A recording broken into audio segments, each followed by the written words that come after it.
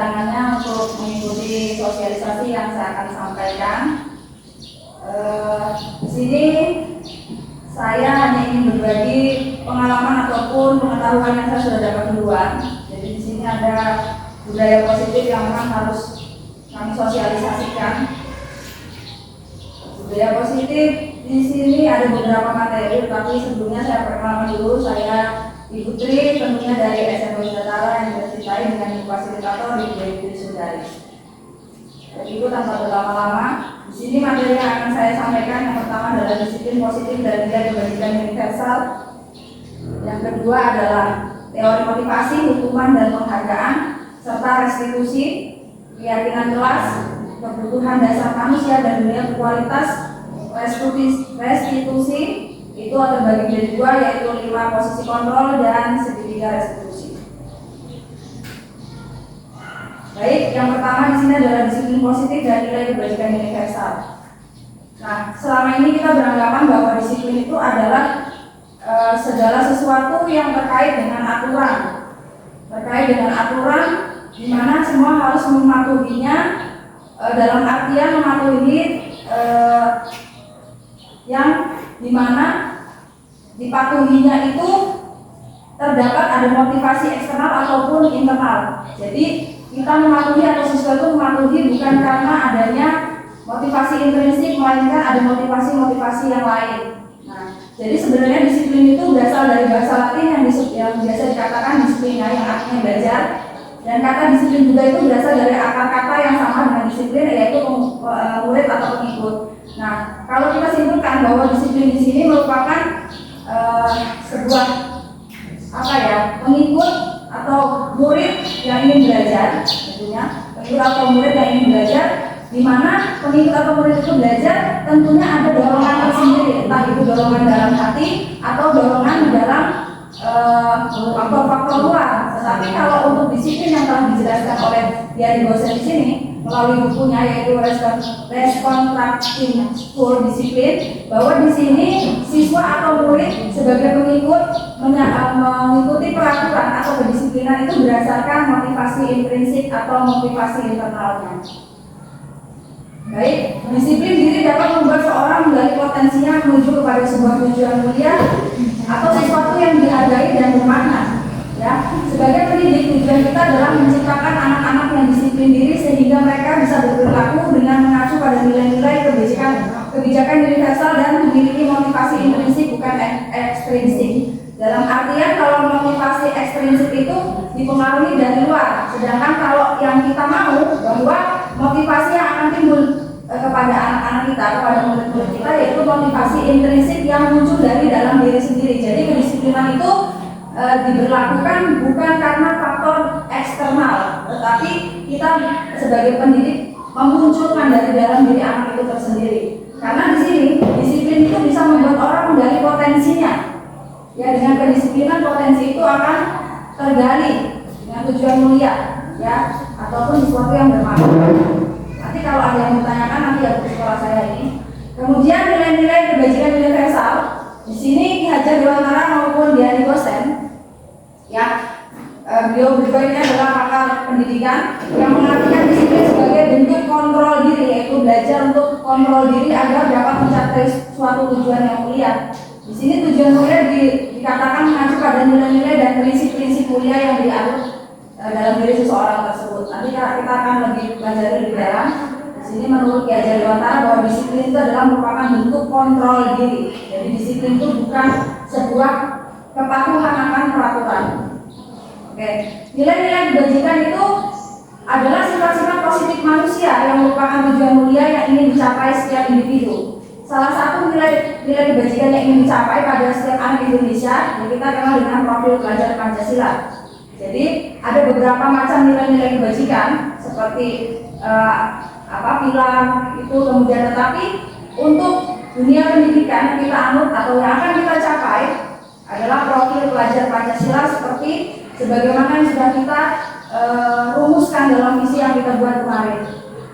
Ya, profil pelajar Pancasila antara lain yang pertama adalah beriman bertakwa kepada Tuhan, kemudian berakhlak mulia, mandiri, bernalar kritis, berkebinekaan global, bergotong royong dan adaptif.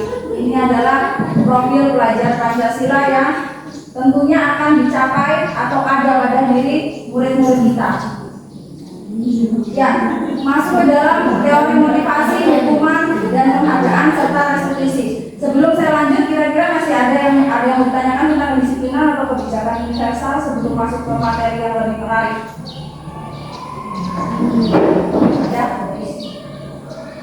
Berarti kedisiplinannya itu berarti nantinya akan timbul dari siswa sendiri ya, dari dalam, bukan dari paksaan. Betul Bu. Jadi nanti kita akan nanti saya akan kasih contoh-contoh, kita akan lihat dari analisis yang ada yang sudah dilakukan oleh pakar. Jadi ada tuh anak yang termotivasi atau disiplin karena memang dari motivasi dari luar. Sedangkan kita tuh sebenarnya sebagai pendidik ingin memunculkan motivasi yang dari dalam gitu, supaya nanti apa potensinya nanti akan tercapai gitu, potensinya ada akan tergali gitu, nanti kita akan lihat jauh ke sana. Oke, sekarang masuk dalam motivasi, teori motivasi, hukuman, dan penghargaan serta restitusi. Nah, di sini teori motivasi ternyata ada 3. Motivasi yang memotivasi manusia itu ada 3.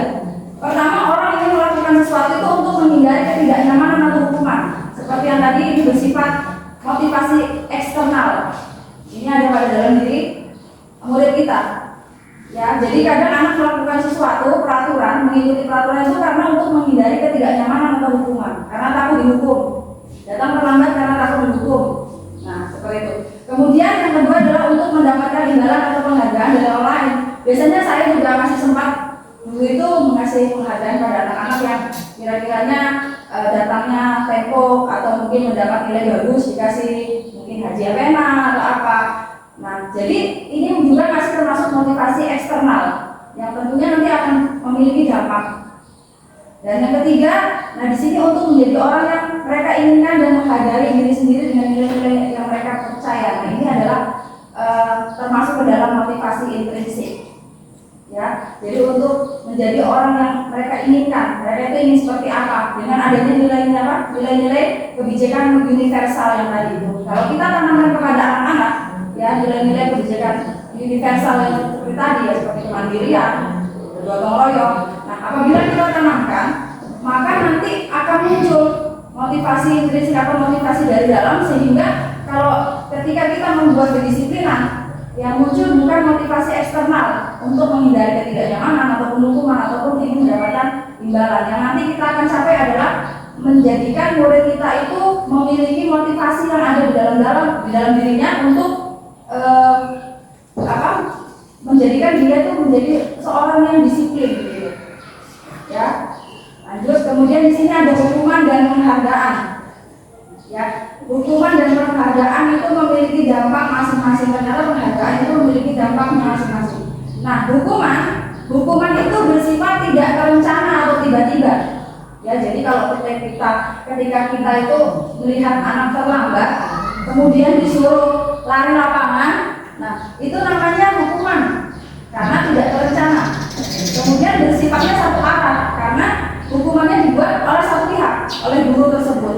Kemudian murid hanya menerima suatu hukuman tanpa ada kesepakatan, gitu. Kemudian hukuman yang diberikan itu bisa berupa fisik dan psikis, jadi bisa dengan kekerasan ataupun dengan verbal. Nah, ini adalah hukuman, ya disebut dengan hukuman.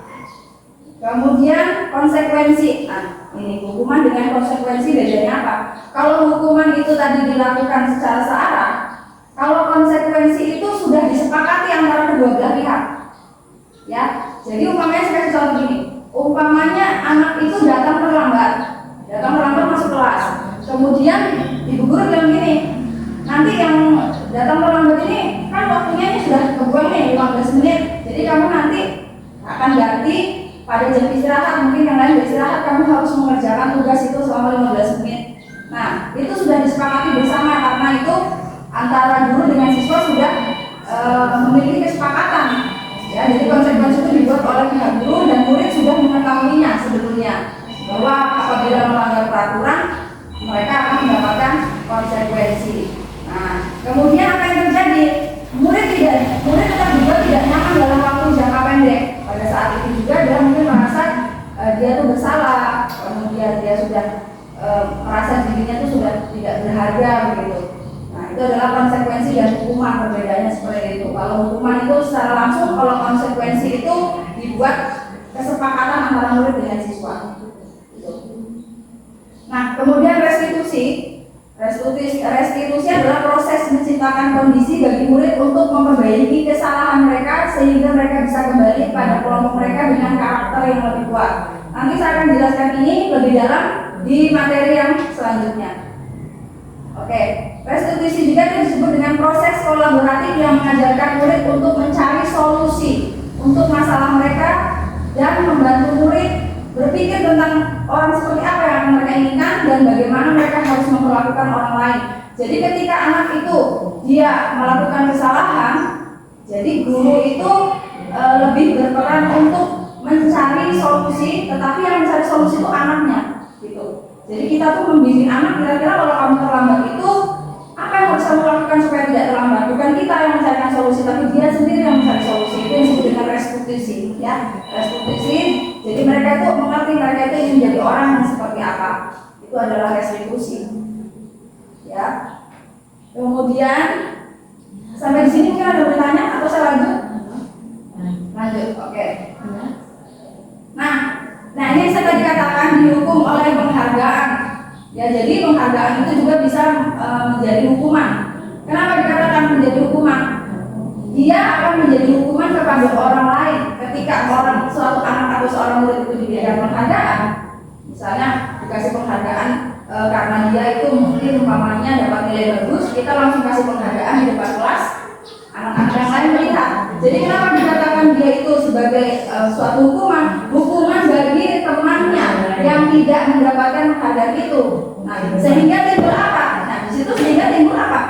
Penghargaan itu bisa mematikan kreativitas karena bagi anak yang tidak dapat penghargaan, mungkin saya ini sudah potensi saya sampai sini saja, jadi dia tidak akan berusaha lagi untuk meningkatkan kemampuannya, gitu. Jadi penghargaan juga itu membahayakan untuk murid kita, ya, pengaruh jangka pendek dan jangka panjangnya ketika kita kasih penghargaan anak tersebut, umpamanya datang terlambat atau tidak datang terlambat, ya nanti dia itu mengharapkan gitu, mengharapkan kalau dia tidak datang terlambat nanti pasti gurunya kasih penghargaan, kasih apa sesuatu gitu. Nah, kemudian penghargaan menjadi tidak efektif, ya begitu karena ketika orang lain yang dikasih penghargaan itu dia sudah kayak macam, ya itu kalau tidak dikasih penghargaan tidak termotivasi lagi gitu untuk dia melakukan itu. Jadi dia tuh melakukan itu karena nanti dikasih sama gurunya gitu. Nah seperti itu. Kemudian penghargaan juga mengurangi kecepatan, hampir sama. Kemudian penghargaan menurunkan kualitas. Jadi dikatakan menurunkan kualitas itu dari gini. Ada penelitian bahwa mahasiswa itu disuruh untuk membuat suatu tulisan yang dikasih penghargaan atau dikasih uang dengan tidak. Jadi yang dikasih uang itu begitu dia sudah menemukan menemukan permasalahan, dikasih uang sudah, tetapi untuk yang tidak dikasih uang dia akan lebih meningkatkan kreativitasnya lagi, gitu. Jadi tidak ada motivasi untuk situ. Nah kemudian ada lagi penghargaan itu menghukum, ya, menghukum orang lain tentunya seperti itu. Jadi ada perasaan orang lain gitu loh, kayak macam saya itu sudah tidak mampu, kayaknya dia saja yang mampu, jadi saya apalagi untuk berusaha seperti itu. Nah ada lagi penghargaan merusak hubungan, ya, karena kalau seandainya di dalam kelas kita kasih rankingan, kemudian yang di ranking itu diumumkan di depan, tentunya teman yang lain akan merasa iri kan, karena yang lain mungkin tidak ada ranking, kemudian yang dapat ranking itu dikasih penghargaan. Di sini bukan timbul memotivasi, malah menurut penelitian yang sudah dilakukan, dia itu malah merasa iri dan semakin tidak mau untuk meningkatkan kompetensinya lagi. Jadi menurut penelitian memang seperti itu. Jadi ini adalah dihukum oleh penghargaan. Nah, jadi yang kita ambil di sini memunculkan motivasi dari dalam diri anak tersebut. Jadi kita tidak boleh sebenarnya untuk memberikan penghargaan. Sekalipun kita memberikan penghargaan itu apresiasi yang bersifat pribadi atau khusus. Bersifat pribadi atau khusus biasanya kalau ada kan sekarang viral itu stempel-stempel yang langsung ada nilai baik, skor baik, nah itu kan secara khusus. Jadi tidak boleh kita tuh memberikan penghargaan di hadapan orang lain. Jadi itu bisa membahayakan. Ini adalah dampak-dampaknya dari penghargaan yang kita berikan kepada murid kita. Ternyata bisa mematikan kreativitas anak yang lain. Nah, seperti itu ya. Kemudian di sini restitusi. Jadi restitusi tadi sudah dikatakan bahwa sebuah proses untuk mencari pemecahan masalah dari dalam anak yang bermasalah. Jadi bukan guru yang memberikan solusi, tetapi anak yang mencari solusi dengan bantuan bimbingan guru tersebut. Jadi restitusi itu sebuah pendekatan untuk menciptakan disiplin positif. Ya. Ciri-cirinya apa? Restitusi itu bukan menembus kesalahan, namun untuk belajar dari kesalahan. Ya. Kemudian restitusi itu memperbaiki hubungan. Jadi ketika ada anak yang berkelahi dalam kelas, kita panggil, kemudian kita tuntun dia untuk mencari solusi, dan dia akan meminta maaf dengan kesadaran dirinya, dan dia tahu apa yang dia buat itu adalah salah dan tidak mungkin mengulanginya lagi. Gitu.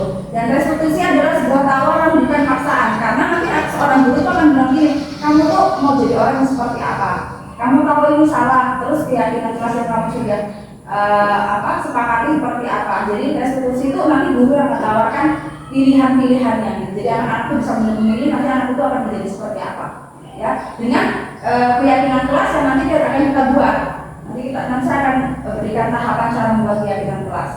Kemudian restitusi itu menuntut untuk melihat ke dalam diri ya. Jadi anak-anak itu untuk merefleksikan dirinya seperti itu.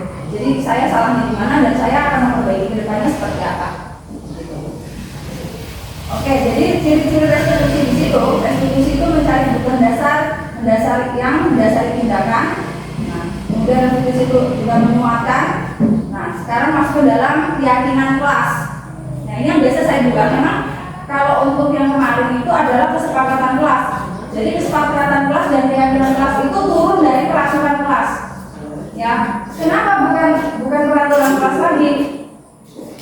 Karena peraturan kelas itu dianggap sebagai hal yang memaksa gitu.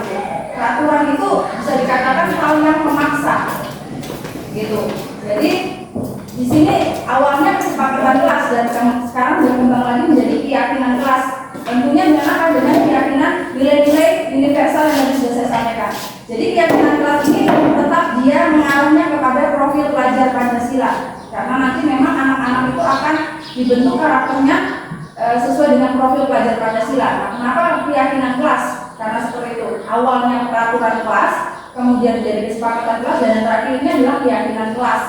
Karena kita sudah pelajari bahwa peraturan itu akan dianggap apabila melanggar akan mendapatkan hukuman. Tapi kalau keyakinan kan tadi sudah dikatakan bahwa keyakinan itu kan kesepakatan yang dibuat bersama-sama dengan anak murid. Jadi bukan kita yang membuat peraturan, tapi nanti di sini tahapannya yang pertama yaitu pembentukan keyakinan kelas atau pembentukan keyakinan sekolah. Yang pertama itu keyakinan kelas itu bersifat abstrak daripada peraturan yang lebih rinci dan konkret. Kemudian keyakinan kelas itu berupa pernyataan universal, dan pernyataan keyakinan kelas senantiasa dibuat dalam bentuk kalimat positif. Jadi itu nanti awalnya gimana? Kalau untuk membuat peraturan kelas kita itu biasa memberikan anak kesempatan berpendapat. Kira-kira ini kamu mau peraturan seperti apa? Tentunya kita tetap mengarah ke keyakinan yang seperti disiplin. Biasanya anak-anak kan menggunakan kalimat jangan datang terlambat gitu, misalnya kan gitu ya. Jangan buang sampah sembarangan. Nah, gak apa-apa, nanti anak-anak itu diminta untuk menuliskan di selembar kertas seperti kita tempel di mana di papan tulis begitu. Ya, kita terapkan untuk demokrasi, anak-anak curah pendapat. Nanti terserah dia nulis apa, mungkin nggak boleh makan. Nanti kita simpulkan gitu, umpamanya tidak boleh datang terlambat. Itu kan menggunakan kalimat negatif. Karena di sini keyakinan kelas itu dibuat dalam bentuk positif ya. Nanti mungkin datanglah ke sekolah tepat waktu. Itu untuk kesepakatan kelas. Tapi kalau untuk keyakinan kelas, nanti begini kalimatnya Bu. Kami yakin bahwa dengan datang ke sekolah tepat waktu, kami dapat mengikuti pembelajaran dengan baik. Nanti keyakinan kelasnya seperti itu jadinya. Jadi dulu kan kesepakatan, sekarang jadinya keyakinan kelas. Jadi nanti dari apa yang kita tuliskan itu anak tuh tahu. Jadi apa yang kita tuliskan itu manfaatnya tahu gitu loh. Kalau seandainya cuma tulis datang tepat waktu gitu, jangan buang sampah sembarangan, itu kurang bermakna gitu loh Bu. Jadi kalau seandainya nanti ada manfaatnya apa, nah itu yang jadi anak-anak lebih mengerti. Kami meyakini menghormati orang lain adalah salah satu bentuk dari toleransi, seperti itu. Keyakinan kelas nanti akan dibuat seperti itu. Dan keyakinan kelas itu paling banyak 7 dan paling sedikit 3. Ya, karena apa? Karena supaya mudah diingat sama anak-anak gitu. Keyakinan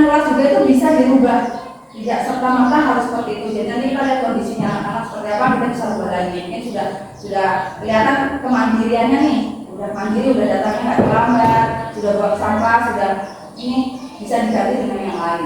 Seperti itu untuk keyakinan kelas. Makanya ini kenapa saya minta budaya positif sebelum masuk di pelajaran baru, karena kita ini awalnya memang harus seperti ini, harus membuat keyakinan kelas supaya anak-anak itu tahu apa yang harus dilakukan. Jadi bukan peraturan yang kita buat, tapi kita membuat peraturan itu secara bersama-sama. Karena kalau peraturan kita buat sendiri, anak-anak itu pertama dampaknya anak-anak yang kalau ketika anak yang takut peraturan itu pasti akan takut. Tapi anak yang tidak takut peraturan itu menjadi tidak efektif. Ya, kalau kita buat keyakinan kelas, kan kita buatnya sama-sama. Ketika nanti dia membuat suatu kesalahan dan kita panggil, kita tanya-tanya menggunakan restitusi tadi yang sudah saya sampaikan. Restitusi itu adalah mencari solusi jalan keluar secara bersama-sama. Maka anak itu akan timbul motivasi prinsipnya. Oh iya, ternyata kalau saya melanggar ini seperti ini, saya akan jadi seorang seperti ini, dan nanti saya depannya seperti ini. Gitu. Nah, restitusi nanti akan terjadi seperti itu. Maka dibentuklah keyakinan kelas. Ya, agar anak-anak itu memang termotivasi dari dalam, bukan karena ada motivasi eksternal yang sudah tadi saya sampaikan di awal. Gitu. Jadi memang kita ini tugasnya adalah menumbuhkan motivasi intrinsipnya anak kalau untuk budaya positifnya itu. Gitu. Dan kemarin itu sudah saya sempat terapkan sebelum libur. Ya, kalau saya tidak terlalu muluk-muluk hal yang besar-besar, pertama saya bilang tentang kebersihan kelas, manfaatnya seperti apa. Kemudian kalian juga nanti kalau kelas bersih mungkin seperti apa. Jadi sekarang saya anak-anak sudah mulai tiket tanpa disuruh. Begitu juga anak-anak kelas 1 kemarin saya sudah berikan jadwal sementara. Jadi ada yang bertanggung jawab. Ternyata mereka melaksanakan tugas itu dengan baik karena mereka sendiri yang tulis. Saya tanya begini, kalian tuh pengen kelas yang seperti apa? Ayo anak-anak tulis. Kalian tuh pengen kelas yang kayak gimana? Ada yang tulis, kayaknya bersih bu, yang nyaman bu, segala macam anak-anak tulis. Kemudian saya itu pengennya kelas saya itu banyak tulisannya bu, tulisan mungkin dalam artian mungkin seperti yang kayak siapa segala macam. Mereka tuliskan di situ, dan saya baca satu-satu supaya apa? Supaya mereka itu merasa dihargai gitu bu. Jadi anak-anak tuh merasa dihargai kalau dia juga tuh punya suara yang didengar. Jadi ketika dia bilang saya pengen kelas yang bersih, saya pengen lingkungan sekolah yang bersih, ya saya tanya gini, bagaimana cara mewujudkannya? Saya bilang gitu. Terus anak-anak bilang gini, mewujudkannya ya bu, berarti kita harus sapu, kita tidak boleh buang sampah sembarangan. Kalau kita lihat ada sampah yang berserakan, berarti kita harus angkat. Nah, jadi kan dia sendiri yang tahu. Oh, saya mau mencapai tujuan ini, saya harus bagaimana? Bukan kita lagi yang menyuruh. Ketika kita yang menyuruh, anak-anak itu, ya itu tadi saya bilang, kalau yang takut peraturan berarti melaksanakan dengan keterpaksaan. Kalau yang tidak takut berarti tidak berhasil. Seperti itu. Jadi memang yang ditumbuhkan itu harus motivasi intrinsipnya. Seperti itu. Nah, kemudian di sini sudah saya sampaikan juga keyakinan kelas tidak boleh terlalu banyak dan kita bisa meninjau lagi. Yang tadi saya bilang bisa diubah. Gitu ya. Nah, ini contoh yang sudah saya tadi katakan. Kalau contoh untuk keyakinan universal atau nilai-nilai universalnya adalah hormat, berarti kami meyakini bahwa sangat penting untuk menghormati semua orang dan barang milik orang lain. Nanti keyakinan kelasnya dibuatnya seperti ini, gitu. Kemudian nilai universalnya adalah nilai-nilai kebajikan universalnya bekerja. Kami meyakini bahwa sangat penting untuk mengerjakan segala pekerjaan atau mengikuti kegiatan yang telah ditugaskan. Jadi nanti keyakinan kelasnya dibuatnya seperti ini. Jadi tiap jenjang itu beda bu. Kalau umpamanya anak SD ya bahasanya nggak seperti ini kan. Kalau SD ya paling saya percaya bahwa kelas bersih itu nyaman. Saya percaya seperti itu. Diulang-ulang kalimatnya. Tapi kalau untuk tingkatan SMP kalimatnya agak lebih berat karena memang dia harus memaparkan manfaat dari keyakinan kelas itu sendiri karena memang yang harus ditimbulkan adalah motivasinya. Gitu. Oke. Kemudian di sini 5 kebutuhan dasar manusia. Kenapa perlu dibahas 5 kebutuhan dasar manusia? Karena perlu bu. Karena kita melihat begini, kadang ada anak-anak yang mungkin katakanlah kita biasa sebut makar, tidak mendengar. Ternyata tuh mereka itu memiliki kebutuhan dasar yang memang guru tuh harus mengerti dan pahami. Saya ambil contoh seperti ini. Ketika ada anak yang ada anak yang ambil bekal temannya. Kita kan kadang serta-merta berpikir, wah ini nakal atau gimana. Ternyata bisa saja mungkin dia tuh kebutuhan bertahan hidup, emangnya tidak ada makanan. Bisa saja dia itu gini loh, cari-cari perhatian gitu, supaya dia dikasih diperhatikan bu guru, supaya disayang, kemudian bisa diterima dengan orang dia tuh begini, saya tuh pengen jadi pemimpin deh, pengen menguasai ini teman-teman saya yang paling hebat lah. Nah itu kan kebutuhan dasar manusia. Ya, saya pengen tuh saya tuh paling hebat di kelas ini deh. Nah itu dia itu kebutuhan dasarnya adalah penguasaan ataupun mungkin kebebasan. Kebebasan dalam artian itu dia tuh pengen sesuatu yang lain, makanya dia bagi temannya. Nah, ataupun kesenangan, senang usil, senang iseng. Nah ini adalah 5 kebutuhan dasar manusia yang kita harus lihat dalam setiap anak, bahwa anak itu kenapa ya kalau di kelas kok senangnya cuma tidur-tiduran, dia tuh kira-kira butuh apa sih sebenarnya. Nah kadang anak-anak itu kan kita kalau ngajar itu kan kadang ada anak yang bosan main lari-lari sana sini. Nah bisa jadi mungkin dia itu kebutuhannya adalah kesenangan, mungkin ingin sesuatu yang dia senangi. Mamanya kalau belajarnya itu monoton, mungkin pengennya yang sedikit agak gerak-gerak gitu, kalau ada anak yang model begitu kan. Nah seperti itu. Jadi memang dari setiap permasalahan itu kita berkurang lagi dari kebutuhan dasar manusia, ya seperti itu. Kemudian, nah di sini yang saya katakan restitusi atau 5 posisi kontrol manusia, saya punya videonya, nanti saya akan perlihatkan di Bapak Ibu sekalian. Untuk lebih mudah memahaminya, kita lihat di sini ada posisi kontrol dulu.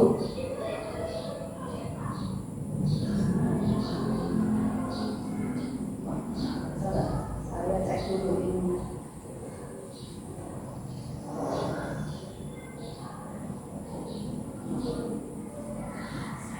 Tidak ada suaranya. Saya stop dulu. Saya cari dulu.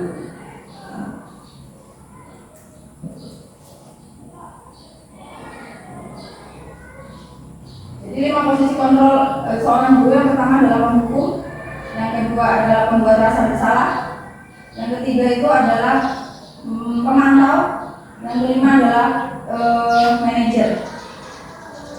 Itu posisi kontrolnya, nanti kita lihat sama-sama. Mungkin videonya di situ tidak ada suaranya.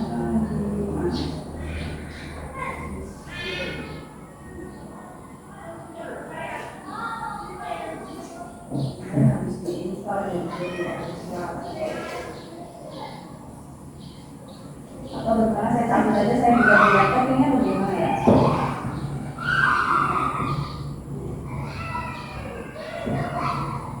Atau sampai di 5 kebutuhan dasar ada yang bertanya dulu Bapak Ibu? Kebutuhan dasar anak-anak itu, sambil saya cari solusinya ini. Oh, tidak ada suaranya. Ada yang mau saya tanya ini dia kesepakatan belajar tadi ya, Kesepakatan kelas. Kira-kira itu kita sebelum mengajar itu kita harus adakan kesepakatan itu sebelum kita mulai dengan pembelajaran. Iya Bu, Supaya dia efektif. Jadi nanti ketika di dalamnya kalau ada siswa yang keluar dari kesepakatan itu berarti ada hukumannya atau seperti apa? Kalau hukuman sih sebenarnya tidak Bu. Jadi kalau untuk keyakinan kelas yang kita buat itu, nanti kita kalau seandainya ada yang melanggar itu nanti kita selesaikan dengan restitusi. Sebenarnya kalau untuk hukuman dan konsekuensi itu sebaiknya itu tidak ada. Nah, karena memang yang seandainya pun harus dilakukan itu adalah konsekuensi, dalam artian mungkin anak itu melakukan beberapa kali kesalahan begitu, baru kita buat, maksudnya gini, kalau kita akan membuat kesalahan, kita bikin kesepakatan kita konsekuensinya apa gitu. Tapi itu sudah beberapa kali dilakukan melalui kesepakatan. Tetapi kalau restitusi kan kita kan di sini idealnya kan harus menggunakan restitusi. Guru itu sebagai manajer, jadi kita membantu anak mencari solusi sendiri dengan keyakinan kita. Kita patokan loh, kamu sudah buat keyakinan ini, kamu udah bikin sendiri. Nah kamu kan belajar, kira-kira di mana nih kamu untuk cara untuk ininya, memperbaikinya di depan. Sabar ya Bu. Jadi di sini saya punya video tapi suaranya nggak ada karena saya nggak bosan. Mungkin bisa dari sini lihat. Sabar ya. Saya punya ada 5 guru, contoh 5 guru. Yang pertama adalah posisi penghukum.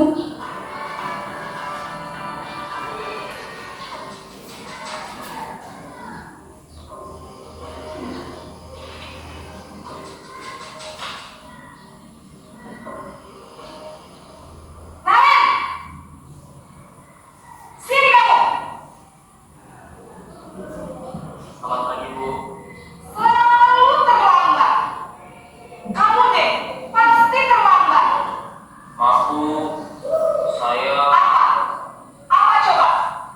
Alasan kamu apa lagi? eh, Kapan sih kamu tidak terlambat? Malas sekali ya kamu jadi anak. saya Dasar pemalas. Gak kapok-kapok sih kamu. Sudah berapa kali terlambat? Sana, kamu keliling lapangan basket 2 kali. kenapa saya harus keliling lapangan basket, Bu? Kenapa? Kamu melawan ibu. Berani-beraninya jawab. Sudah terlambat, masih berani jawab pula. Sekarang, keliling lapangan basket 5 kali sekalian. Biar kapok. Cepat. Pergi sana ke lapangan basket. Ini posisi guru sebagai penghukum. Dan yang kedua adalah posisi pembuat merasa bersalah.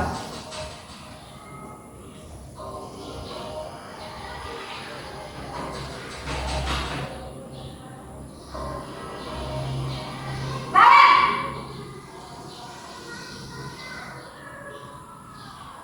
Selamat pagi, Bu.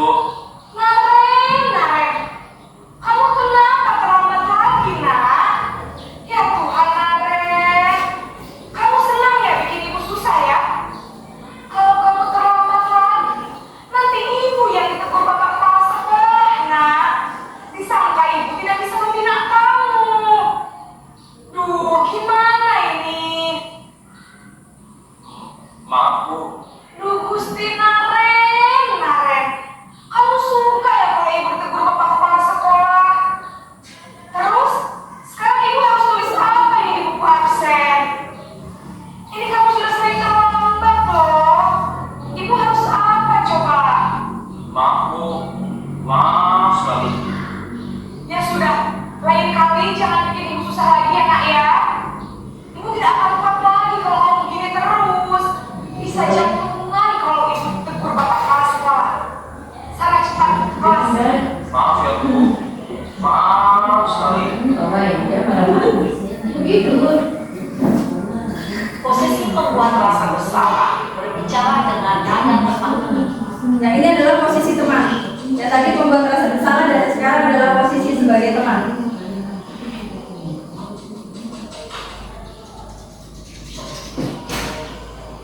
Naren! Selamat pagi, Bu. Wah, sudah jam berapa ini nak? Terlambat lagi ya sayang. Iya, Bu. Habis ibu saya lupa bangunkan saya, Bu. Kamu malah menyalahkan ibu kamu. Kamu bukan yang paling kencang. Kok terlambat sih? Iya, Bu. Saya memang terlambat bangun tadi. Jadi, biarpun saya lari kencang, tetap gak kekejar, Bu. Ya sudah sana. Nanti lain kali larinya lebih kencang lagi ya. Biar gak terlambat lagi. Bikin seneng ibu. Demi ibu. Bisa kan? Bisa, Bu. Guru sebagai Sudah teman. sana masuk kelas. Seperti ini. Beresin urusan absen kamu. Nanti tiap posisi ada saja. positif dan negatif. Kemudian posisi pemantau atau monitor.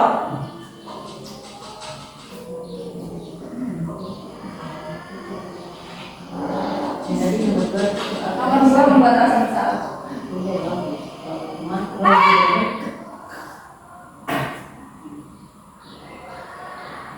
Selamat pagi, Bu. Naren, apa peraturan sekolah kita tentang jam berapa kita harus masuk sekolah, nak? Kita harus di sekolah jam 7, Bu. Iya betul, sekarang sudah jam 7.20. Naren sudah tahu konsekuensinya jika terlambat hadir. Paham, Bu. Saya harus tinggal kelas pas jam istirahat selama 20 menit. Iya benar, konsekuensinya demikian. Jadi nanti jam 9.30 pas istirahat, kamu harus tinggal di kelas, kerjakan tugas tambahan untuk ketertinggalan kamu, ya. Baik, Bu. Yang terakhir adalah guru sebagai manajer.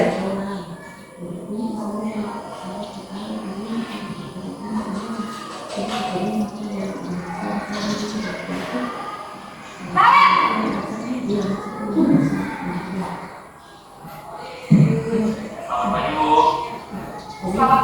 Naren? Maaf Bu, saya terlambat. Iya, sekarang masuknya jam 7, sekarang sudah jam 7.20. Jadi sekarang bagaimana ya Naren?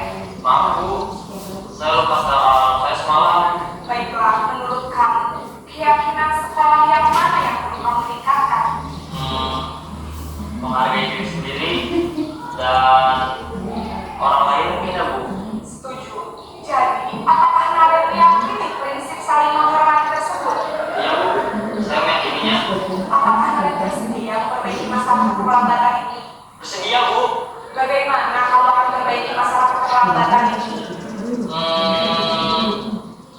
Saya akan coba untuk tidak lupa menyetel alarm saya Bu.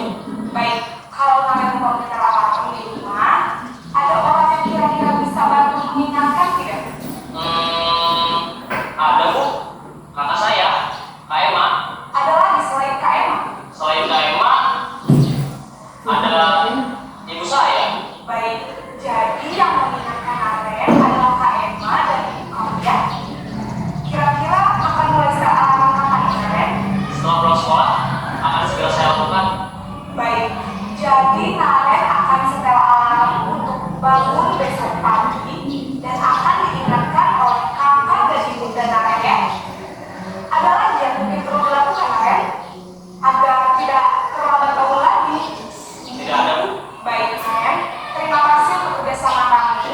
Sekarang kamu perlu kembali ke kelas untuk belajar. Baik Bu, terima kasih. Oke.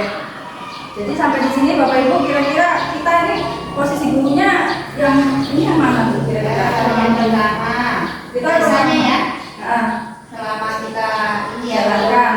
lakukan tadi biasanya kita pasti pertama Hukum. kedua ketiga hukum ya, dengan teman ya Bu ya. hukum terus sebagai apa tadi yang kedua Membuat perasaan bersalah. membuat merasa Ah, bersalah betul. ya kan? Ya. Tanyakan itu pasti Ya, yang betul. ketiga sebagai teman juga itu ya kan? Nah kalau yang kelima ini belum akhirnya kita harus meyakini harus mencarikan masalah ya kan? Jadi kalau kita lihat, jadi kalau kita lihat kira-kira kita pakai yang mana Bu? Yang kelima, harusnya yang kelima Yang kelima, ya. kita sebagai manajer. Harusnya yang kelima Bu ya? Ya. Iya, harusnya yang kelima. Harusnya memang yang kelima tapi selama ini Iya, kita betul. belum Betul, sama Bu. Saya juga baru tahu. Iya. Jadi itu ternyata memang banyak sekali yang memang kalau kita kaitkan dengan filosofi Gajah Dewantara bahwa beliau mengatakan kita sebagai guru itu adalah sebagai pamong ya. Kita kan ada yang sudah saya bilang itu familiar among-among. Among itu kan artinya kan kita kan harus menghargai anak gitu. Mengayomi. Ya, menghargai anak seperti itu. Jadi menghargai ya seperti itu. Jadi kalau dia membuat kesalahan bukan kita yang kasih solusi atau seperti apa. Jadi dia sendiri memang dengan itu sistem among kita menuntun karena Gajah Dewantara memang seperti itu. Karena apa? Karena di sini untuk mengarah kepada dunia pendidikan bahwa belajar itu memang harus senang. Belajar itu harus senang. Jadi muncullah budaya positif karena apa? Karena yaitu untuk memunculkan suasana nyaman, tenang itu seperti apa sehingga nanti anak-anak ketika belajar itu merasa nyaman gitu. Apa yang disampaikan pasti nanti akan bisa diterima gitu. Karena Gajah Dewantara mengumpamakan sekolah itu sebagai lahan bercocok tanam. Jadi anak-anak itu kan diibaratkan sebagai tumbuhan, di mana tumbuhan itu memang harus dirawat, diperhatikan, bukan dari bibitnya bagus atau tidak, atau tanahnya bagus atau tidak, tetapi yang merawatnya, gitu. Karena Gajah Dewantara mengatakan bahwa walaupun benihnya atau tanahnya itu kurang subur, tapi kalau dirawat dengan petani yang memang dia memiliki keahlian dan kemampuan, kita akan menghasilkan tumbuhan-tumbuhan yang bagus. Makanya kenapa muncullah budaya positif dan berhubungan dengan filosofi Gajah Dewantara karena memang seperti itu bahwa Gajah Dewantara mengatakan sekolah itu harus bahagia dalam artian bahagia selamat menuju keselamatan setinggi-tingginya. Nah itu kebahagiaan berarti kita harus membuat suasana kelas itu menyenangkan dengan apa? Dengan kita berulang lagi dari 5 kebutuhan dasar manusia tadi bahwa kebutuhan anak-anak itu melakukan hal tersebut pasti karena ada alasannya, bukan tidak ada alasan mereka melakukan hal tersebut seperti itu. Nah, ini seperti penghubung tadi kita sudah lihat Menghukum tuh ciri-cirinya seperti tadi, tidak muntah-muntah gitu, melotot-melotot, terus kasih hukuman. Nah itu tadi saya bilang, kalau anaknya menurut ya mungkin efektif, walaupun motivasi eksternal yang akan muncul. Tetapi kalau dia membangkang, apakah dia akan berhasil? Seperti itu. Kemudian membuat rasa bersalah. Membuat rasa bersalah ini yang efeknya ini ke psikisnya anak gitu loh. Jadi dia tuh akan merasa sangat bersalah, bahwa dia tuh pokoknya makhluk yang paling bersalah deh, pokoknya gitu.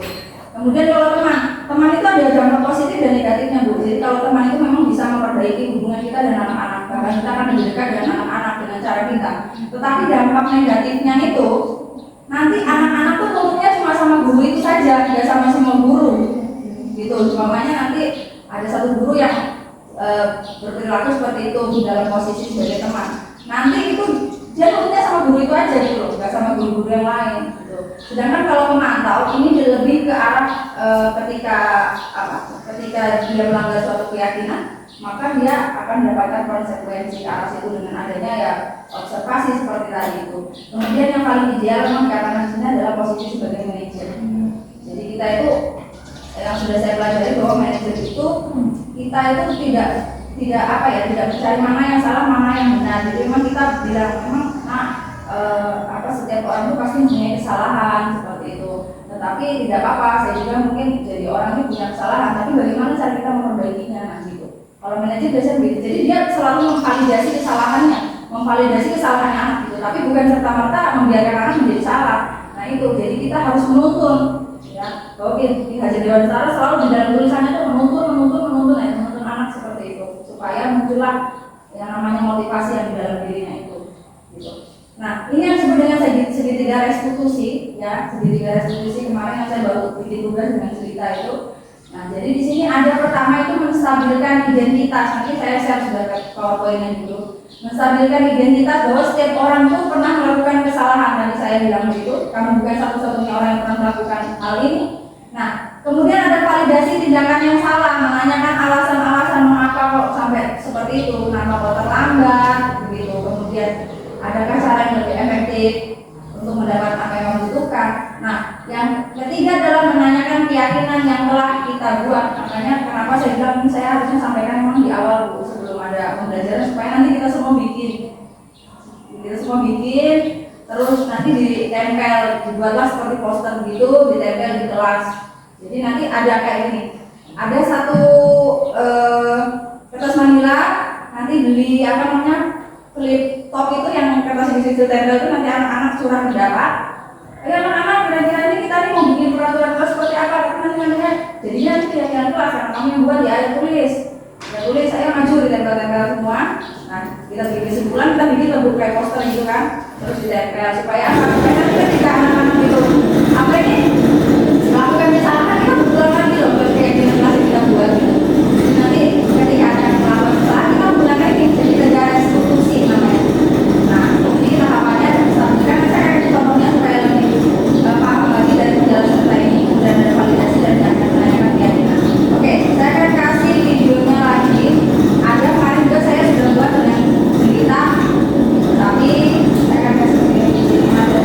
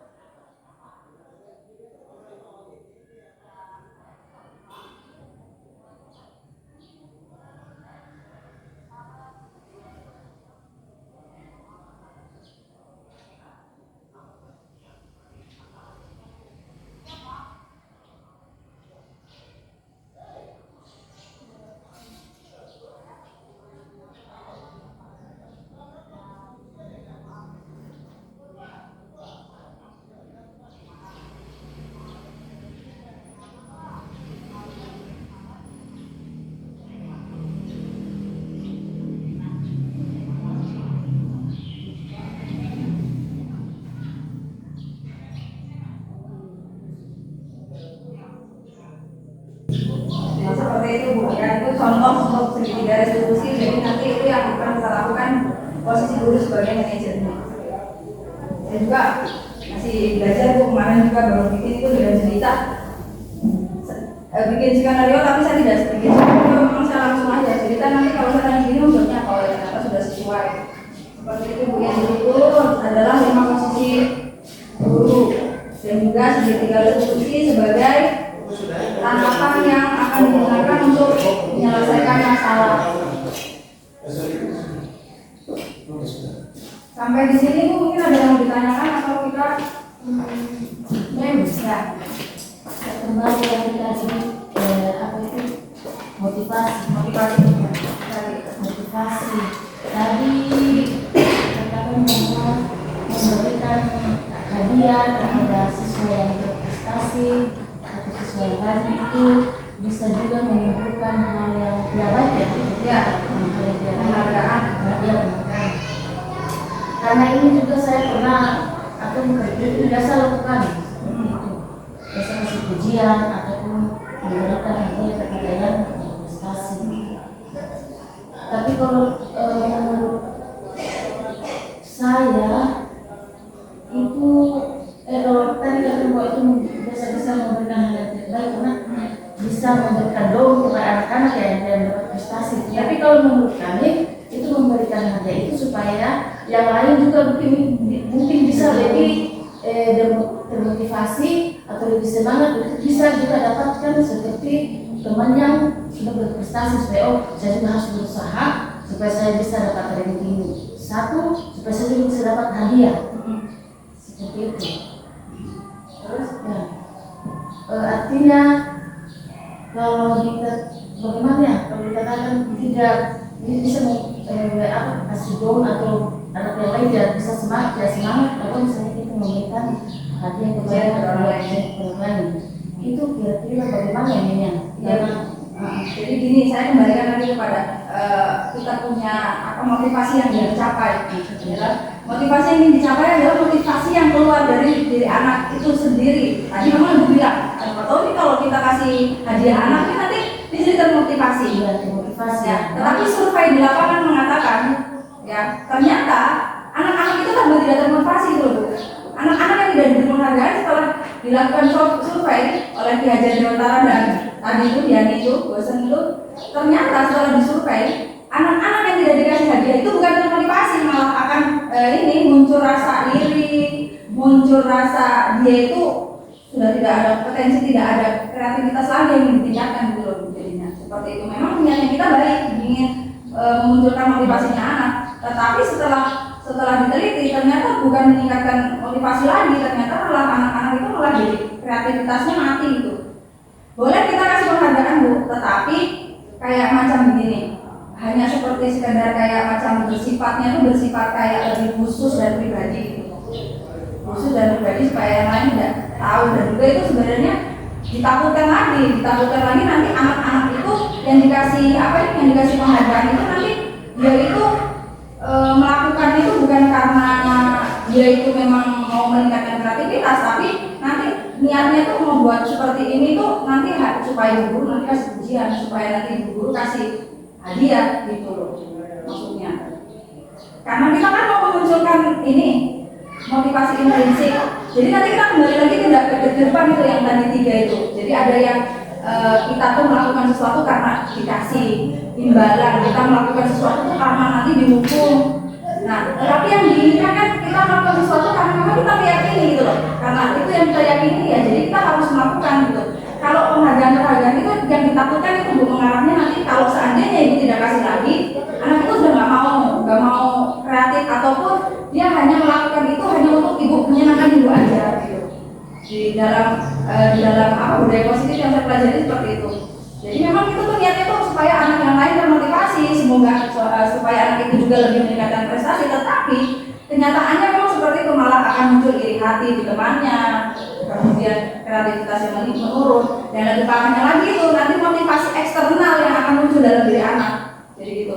Jadi bukan motivasi dalam diri bahwa saya tuh belajar supaya pintar itu bukan muncul dari hati, tapi supaya nanti ibu guru puji, nanti supaya ibu guru kasih hadiah gitu. Jadi nanti kembali lagi kepada yang ke depan tadi itu, yang 3 motivasi itu. gitu loh Bu. Kalau kita terlalu kan di sini ada pengaruh jangka panjang dan jangka pendeknya gitu. Kalau yang boleh dilakukan itu apresiasinya seperti yang tadi mungkin dapat nilai bagus, kita kasih kayak stempel gitu, baik, itu cuma tulisan-tulisan yang dikatakan tangan itu luar biasa cukup begitu. Kalau untuk penghargaan itu butaknya yang muncul tuh malah eksternal, motivasi eksternal gitu. Sedangkan yang di sini budaya positif yang harus dimunculkan adalah motivasi dari dalam. Gitu. Bagaimana kita bisa menumbuhkan motivasi anak itu dari dalam dirinya, bukan karena ada iming-iming gitu loh. Maksudnya kayak gitu. Kalau yang saya pelajari seperti itu. Ya. Itu apakah itu suatu penghargaan itu bersifat pribadi ataukah kalau kita diskusi biasanya kan kalau K13 kemarin kan harus dikasih apresiasi bahwa kelompok ini yang dapat bagus seperti itu. Tapi kalau tadi kan kita tidak boleh memberi penghargaan ataupun apa ya suatu pujian atau apa. Sebetulnya yang harus kita terapkan yang mana? Apakah kita harus kasih pujian seperti yang K13 ataukah sekarang kita harus terapkan yang seperti ini? Ya Bu, jadi gini Bu, ya baca bilang apresiasi untuk anak itu nanti kalau dia sudah apa presentasi itu kan kita bisa kasih tepuk tangan ya, anak. Terus kita harus umumkan siapa yang terbaik dan kelompok Tidak boleh ini. Sekarang sudah tidak. Tidak boleh jadi nanti kalau kan dikumpul ya dia. Iya. Kerjanya dikumpul ya. Nanti kita taruh di situ. Kita tulis di situ. Maafnya. Oh, berarti kita hanya tidak kita sebarkan tidak boleh untuk ya kalau K13 kemarin kan kita harus ucapkan kelompok ini yang paling bagus apresiasi dengan tepuk tangan. Kemarin untuk instruktur sarankan itu ya bentuk apresiasinya dituliskan sama guru. Jadi itu bersifat memang khusus kok. Berarti tidak diucapkan ya biar tidak terjadi kesenjangan rasa ini gitu. Betul.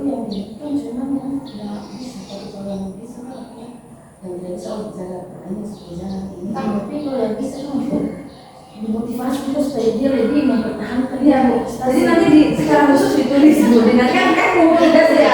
Nanti ditulis di situ catatan gitu ya. Ya mungkin nah udah luar biasa sekali ini apa yang benar nanti ditulis di situ. Karena memang seperti itu ketika kita bicara di depan kemudian lain nanti yang lain tuh malah yang ibu tuh katanya penelitian itu bukan kreativitas anak yang lain atau motivasi yang muncul tapi irinya yang muncul nanti dan dia sudah semakin malas saya kemampuannya masih gini malas saya mau berusaha gitu. Jadi yang saya pelajari kemarin saya baru webinar juga dengan ibu fasilitator itu Bu Dewi dengan ada instruktur dari luar daerah menyampaikan sudah ada tanya gitu bagaimana Pak kalau kita tuliskan saja di situ karena memang ini apa penghargaan ini bisa membahayakan karena yang akan dimunculkan motivasi dari dalam gitu. Iya. Gitu. Jangan sampai anak pikiran Bu nanti saya jual satu itu dapat gajian diminimalisir gitu. Ada seperti Terus itu. tadi saya mau tanya tentang keyakinan kelas. Keyakinan kelas ini sebenarnya itu yang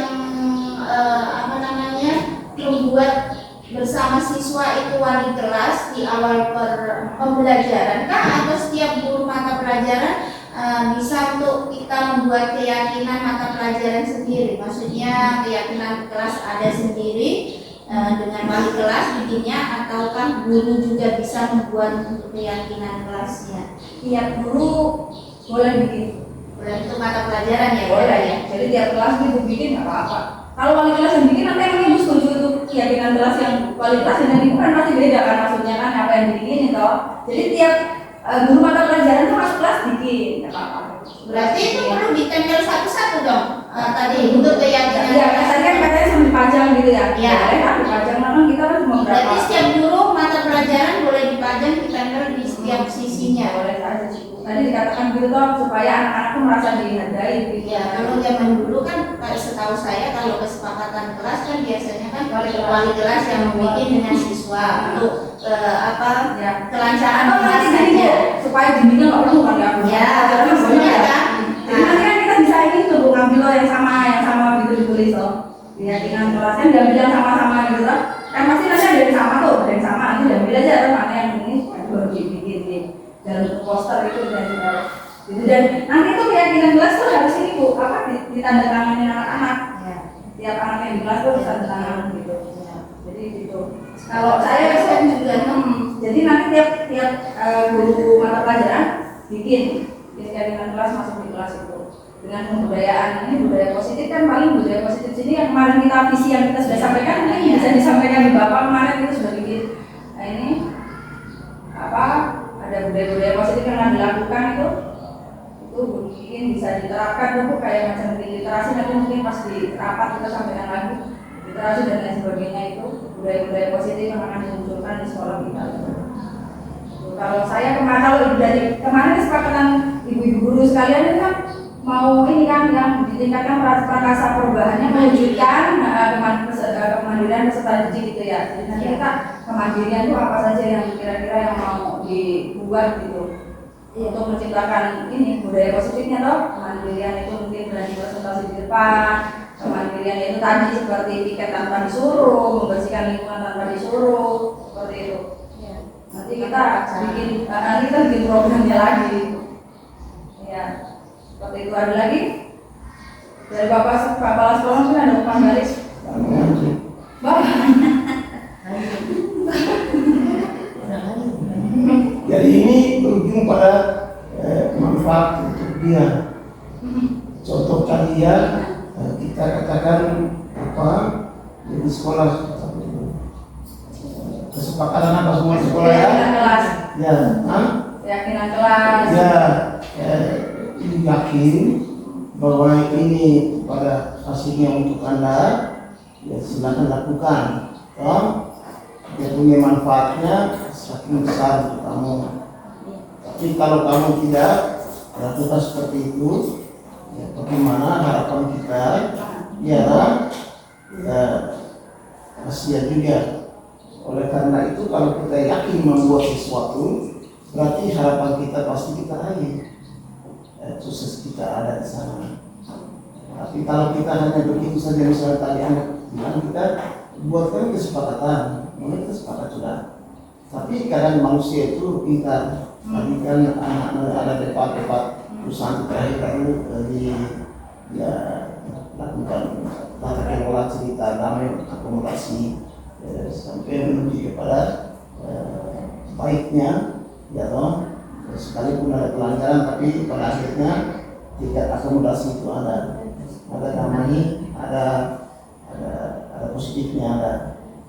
Jadi yang hal ini sangat bagus untuk menuntun anak-anak itu dalam meyakini bahwa siapa di saya dan apa yang saya harus berbuat, dan kalau saya tidak melanggar berarti ya konsekuensi positifnya untuk saya.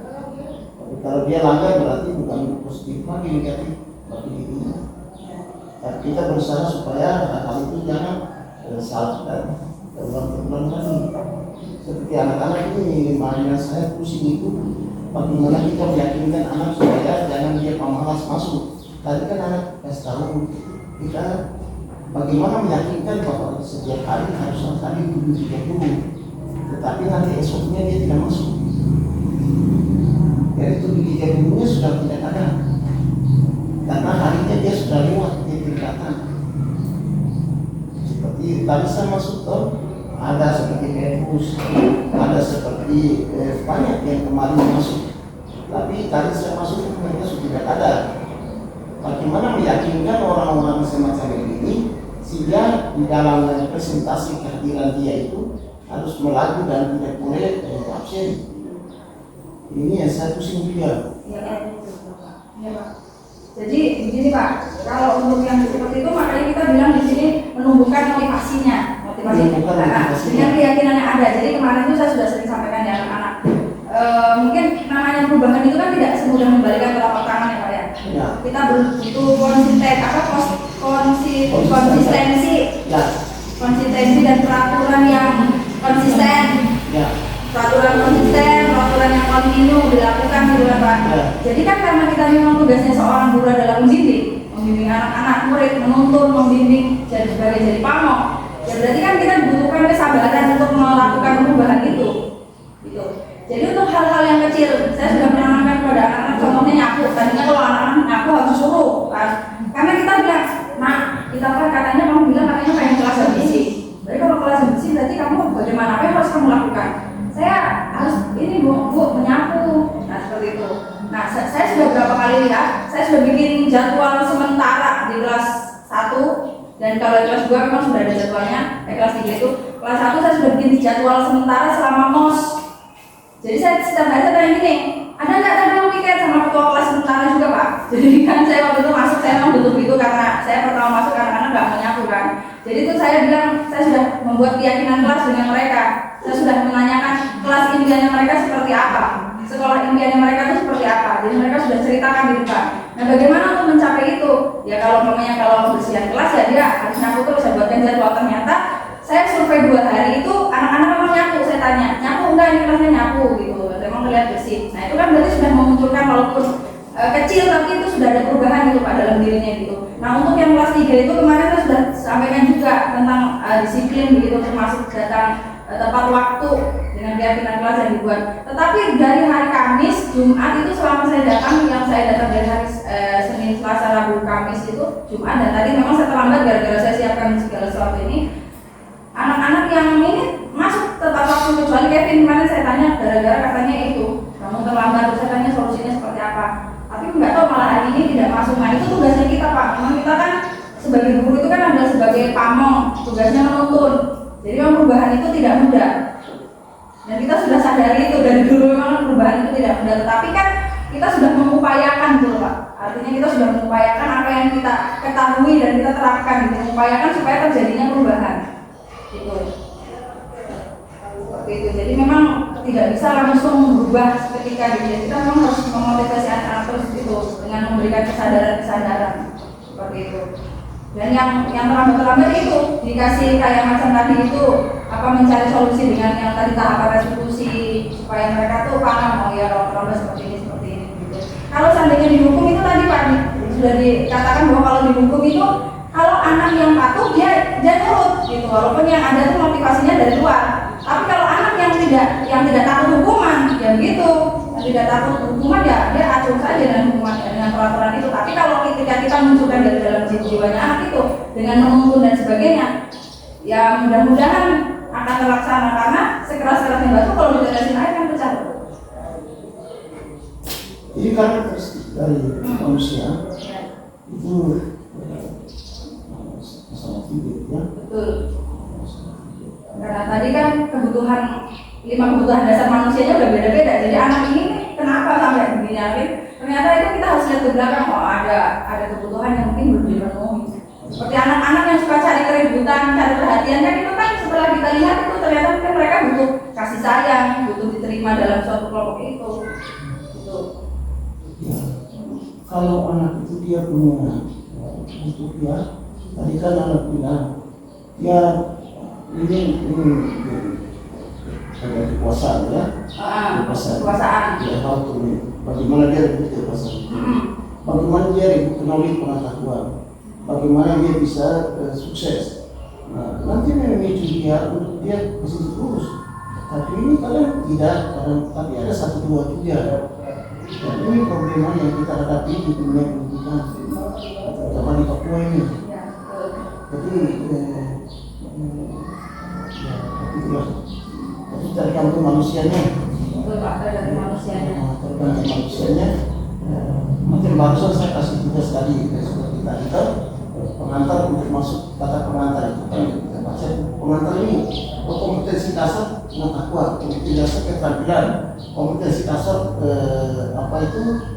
sikap tiga anak ini kognitif, afektif, dan psikomotorik. Saya katakan sebutkan satu terus paparkan masing-masing. Terus masuk ke bab satunya adalah geografis, kondisi geografis di Asia Tenggara. Kondisi Asia, terus apa Asianya, negara-negara anggota Asia dan seterusnya.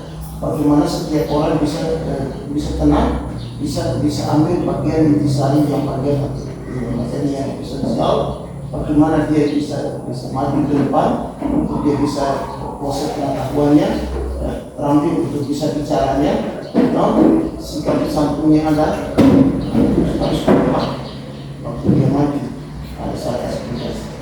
Jadi ini saya senang juga yang tadi anak bicara itu membuat kelas itu seperti pembersihan kelas seperti itu luar biasa. Tapi bagaimana orang ini ke tingkat ini? kemarin itu kan saya dengan ibu guru itu sudah membedah, Bapak punya visi itu. Iya. Unggul dalam persaingan belajar dan beriman. Betul. Nah, kemarin kita bedah sama-sama dengan ibu guru yang lain, karena Bapak waktu itu masih ada kesibukan. Kita sudah, saya, Bu Aris dan teman-teman sudah membuat prakarsa perubahan untuk sekolah ini Iya. yang akan kita laksanakan. Jadi visinya kemarin itu sedikit agak dirubah, Pak, maksudnya agak ditambahkan.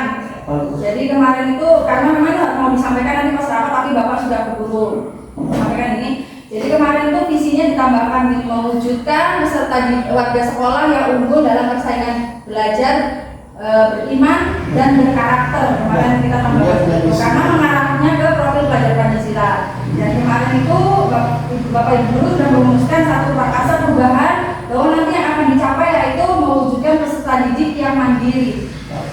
Mandiri dalam arti dia itu dan juga sampaikan cakap, ya kan? Mandiri kan maksudnya cakap, rapi dan lain sebagainya. Ya. Nanti kita akan wujudkan itu bersama-sama. Nah, nanti apa saja yang dilakukan, program-program apa yang saya yang dilakukan, Ya. nanti kita buat programnya gitu Pak. Jadi apa saja yang dilakukan untuk meningkatkan kompetensi anak itu. Karena kalau kita berpulang dari visinya sudah tara itu kan begitu, unggul dalam persaingan belajar, kemudian kita ada beriman dan kita tambahkan berkarakter seperti itu. Ya.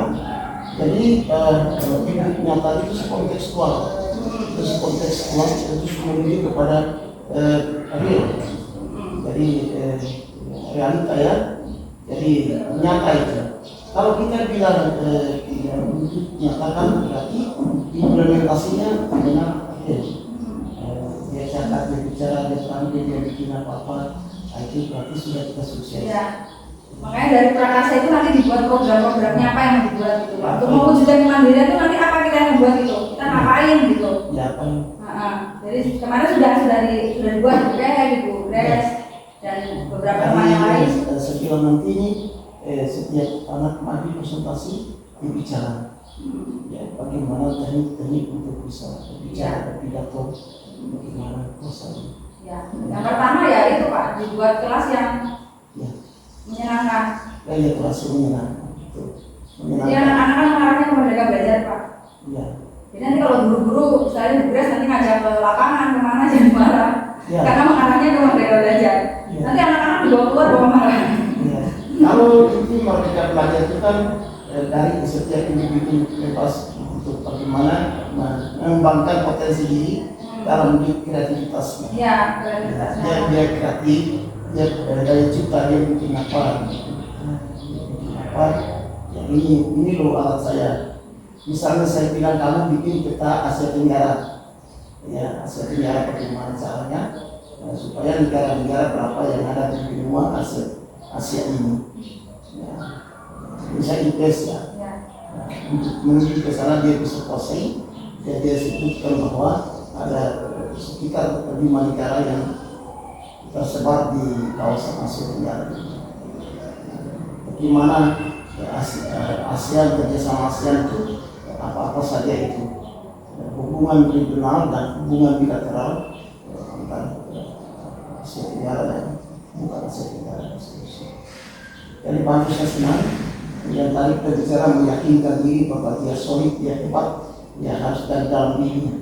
Itu motivasi internal. Intrinsiknya Pak. Ya intrinsik Ya. internal Internal. dan eksternal. Ekstrinsik dari luar Dan dari dalam. Melihat sesuatu, merespon sesuatu, dan mengambil tanggung jawab itu hal yang mahal. Tapi kalau hanya begitu-begitu saja baru sambil lewat-lewat saja baru sama dengan semuanya. Semuanya orang tidak ambil satu tanggung jawab yang dari dalam diri mereka.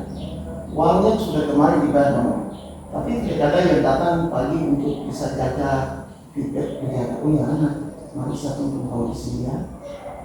Nanti dia pergi kasih tahu bagian teman. Begini tapi ada kamu hanya 21 orang. Ini kan sudah terdorong termotivasi sendiri. Seperti sendiri itu kan bagus. Saya biasa bilang biarpun 1-2 orang kita aja. Nanti dari dia itu dia nampakkan ke yang lain. Teman, biarpun kita tidak ada 1-2 orang yang belum aja bro. Kalau begini. Apa semacam itu. Memang kelihatannya sepele kecil, tetapi menentukan. Memang hajar dewan itu dia Kalau dia marah dia hajar, tapi dia masih bisa sejuk juga ya. Masih kalau untuk yang rasa perubahan dia nanti pas rapat saja Pak, rapat karena itu mau rapat tuh dua hari toh dari sampaikan apa Jadi apa keputusan atau ini setiap manusia ada. Dia butuh toh, dia butuh ingin maju, dia butuh ingin itu. Berarti harus disertai dengan daya juangnya. Bagaimana dia usaha untuk bisa ke situ. Kalau saya kemarin loh, maka kita makan sesuatu di meja kan, itu kerjanya. Bagaimana usaha sampai makan itu bisa di meja. Kalau kamu butuh pintar ya, dia pintar ya bagaimana triknya kalau ya baca dulu ini esensial materi ini diikuti, dihafal, dibaca ulang, didemonstrasi, ya diimplementasi, ya jadi satu. Macam saya bilang orang campur semen dengan pasir, bukan begitu terus langsung temper, tidak, harus diaduk sampai lihat itu jadi satu. Itu kalau kita bisa pindahkan ke bangunan.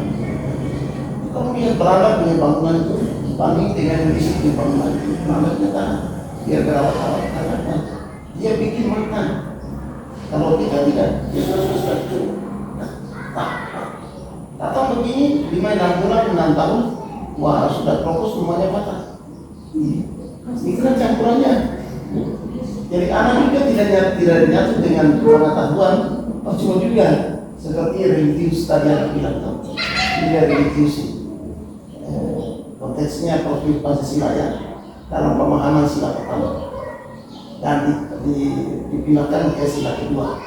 Bagaimana manusia ini manusia dan manusia religius yang mantap. Sehingga jangan terjadi dia takut tentang bagaimana nyimpang dari jujur, nyimpang dari adil. Takut itu kan.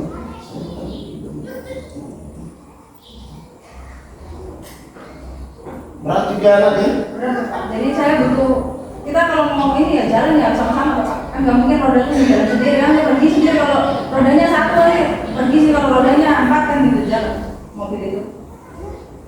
Jadi ilmu itu kalau hanya kita kan betul-betul tidak ada itu percuma.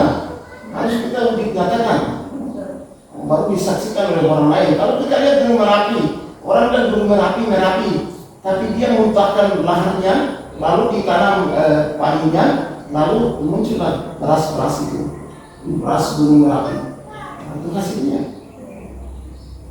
Jadi anak-anak itu dia memuntahkan ilmu pengetahuannya, cuat keluar. Seperti kemarin orang ruci itu, ya bagus, prestasi bagus karena dia berjuang dari dalamnya. Ya karena memang sudah punya motivasi, Ya, sudah punya motivasi. Nah itu nanti kita akan tumbuhkan di anak-anak yang lain Pak. Ya kita mau jadi pendidikan ya harus ada memang karena kan nggak mungkin kita bicara sekarang besok ya semua besok berubah, tapi kan ya kita kan namanya beda karakter kan.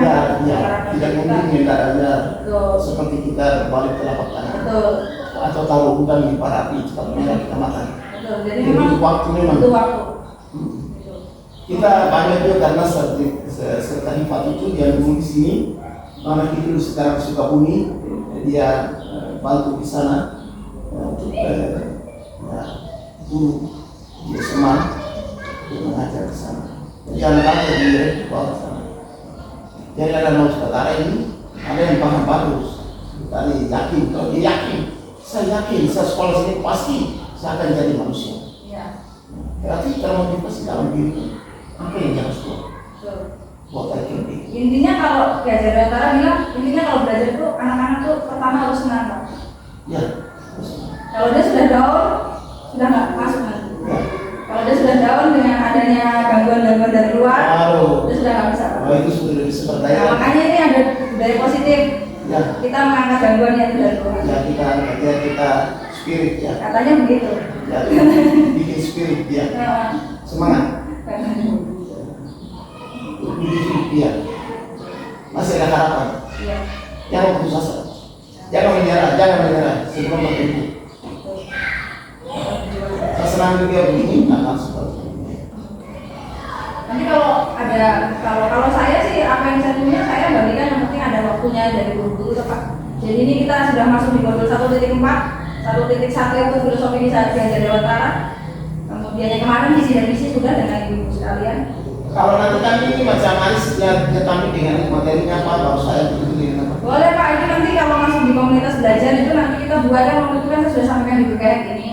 Nanti kalau pas rapat, katanya di hari Selasa kan rapat. Nanti dibentuk sekalian itu Pak, dibuat programnya gitu. Nanti komunitas belajar itu siapa duluan yang ambil materi hari apa gitu. Atau bagaimana? Nanti yang buat program. Nah, komunitas belajar kalau kelompok buku teman-teman ini. Nah, Kemarin kan waktu anak saya itu kan ada IPAT apa itu kan, IPAT komponen kan. Ya. Katanya kalau di luas lebih jauh itu saking banyak ya. Itu ya kita lebih baik.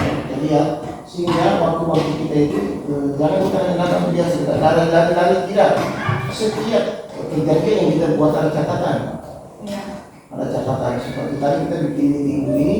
Sudah ada catatan tadi Sudah saya dokumentasikan Pak, videonya juga sementara berjalan. ya macam saya masuk mengajar tadi, saya masuk mengajar itu ada catatan jam sekian saya mengajar siswa sekian ekor manusia. Oh ya. Dan sekarang Pak saya tambahkan satu Pak, saya juga baru dapat ini, mungkin kalau guru yang lain itu udah dapat, tapi kita baru dapat kemarin juga waktu ikut kegiatan. Jadi setiap kali jadi pembelajaran tuh anak-anak itu suruh satu orang atau mungkin hari satu orang, besok dengan orang yang lain tanya, kira-kira ibu guru ini ngajar hari ini bagaimana? Apa yang kurang? Ya. Gitu. Perasaannya anak-anak suruh bicara gitu. Hari ini saya ngajarnya bagaimana anak-anak bikin terlalu cepat atau bikin Ya, apa? ya. Anak-anak tuh suruh bicara, gitu. Boleh Ya. bicara, boleh nanti kayak macam ini dibuat kayak macam stiker begitu.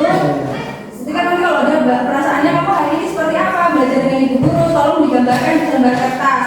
Saya sering Bu begitu Bu. Jadi selama saya mengikuti pendidikan ini, saya sering anak-anak tuh buat Bu. Kadang tuh ya kalau senang jadi gambar emoji senang gitu. Nanti kalau pas lagi dia sedih ya gambar sedih. Tapi kemarin tuh anak-anak saya suruh bicara juga, suruh bicara hari ini belajarnya seperti apa. Jadi seperti itu. Jadi anak-anak juga merefleksikan apa yang dia dapat dari gurunya. Ya, namanya. Sebagai perbaikan kita juga Pak, ketika kita anak-anak bilang Ibu pelajarannya ini terlalu cepat, Ibu ini pelajarannya tuh saya nggak mengerti, kan kita bisa berbenah diri.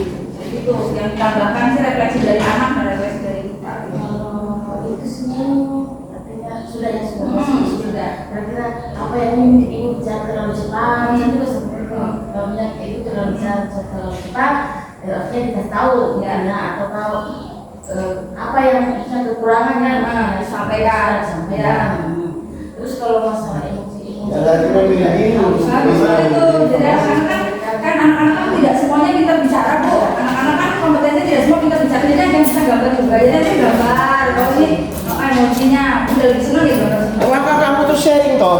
Tapi kalau bisa didokumentasikan Bu. Terima kasih Bapak. Terima kasih Bapak sudah hadir. kalau saya nih pernah suruh buat di platform Oh yang ada gambar wajah-wajahnya. pegang tangannya kalau buat emosi kalau misalnya tapi kalau ini tidak kalau dari rumah kalau sampai di sekolah tidak senang kalau dia senang diangkat dan Berarti di awalnya berarti di awal.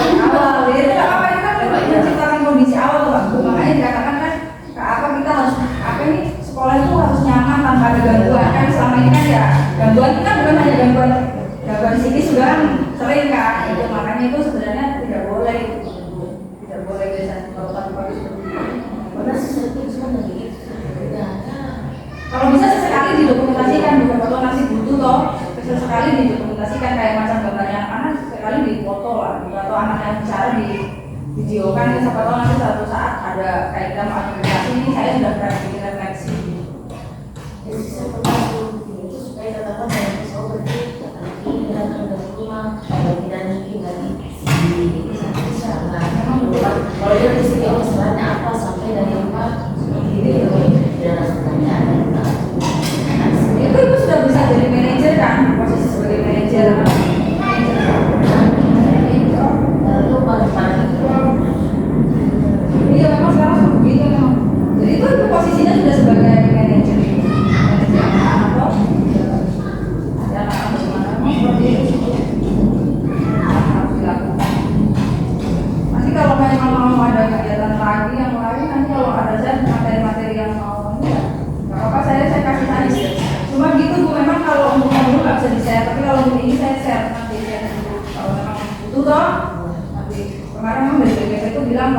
modul nggak bisa di-share karena kalau ini nanti saya share aja dulu.